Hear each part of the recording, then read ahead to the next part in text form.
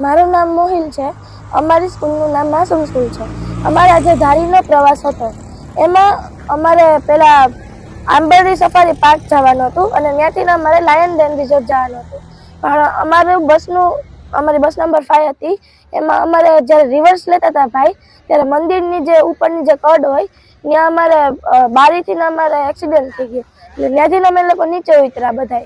પછી અમને સેકન્ડ નંબરની બસમાં 9.5 કિલોમીટર અમને બધાને ઊભા ટ્રાવેલ કરાવ્યું. પછી 9.5 કિલોમીટર ટ્રાવેલ કર્યા બાદ અમે જ્યારે અમારા ડેસ્ટિનેશન એટલે લાયન ડેન રિઝોર્ટમાં અમે પહોંચ્યા ત્યારે ત્યાં અમે ફર્યા, મીન્સ કે 3:25 સુધી અમે ત્યાં ફર્યા હતા. પછી ત્યાંથી અમારે જ્યારે આંબરડી સફારી પાર્ક માટે જવાનું હતું, અમારે ચેન્જ થયું હતું આખું શેડ્યુલ. તો પછી અમારે નક્કી થયું હતું કે આંબરડી સફારી પાર્ક અમે પછી જશું. તો ત્યારે અમે જ્યારે આંબરડી સફારી પાર્ક માટે નીકળ્યા તો ત્યારે 3 નંબરની બસમાં અમે ભાઈને બોલાવવા ગયા, ડ્રાઈવર ભાઈને. તો અમને નહોતી ખબર કે એને ડ્રિંક કરેલો હતો.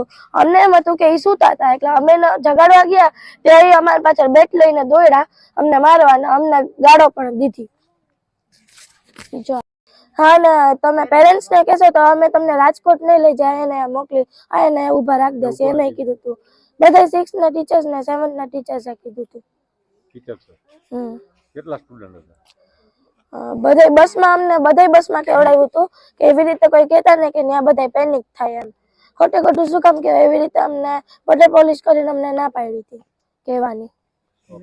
સ્ટુડન્ટ કેટલા હતા ટોટલ? ટોટલ તો મને નથી ખબર.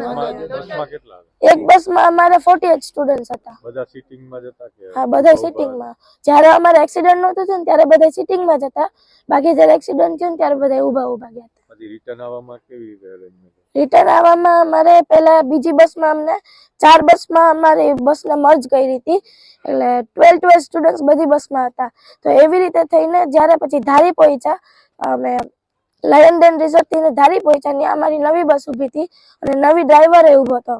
એટલે અમને ત્યાં બીજી બસમાં બેસાડ્યા અને જ્યારે અમે એની કમ્પ્લેન કરી ઓલા લાયન ડેન રિઝોર્ટમાં જે ડ્રિંક થઈને જે સુઈ ગયા હતા એના બસના ઓનરે જ, ટ્રાવેલર્સના ઓનરે જ એમ કીધું કે એને મૂકીને વયા જાવ ને તમે લોકો બસને અને સ્ટુડન્ટ્સને લઈને આવતા રહ્યો.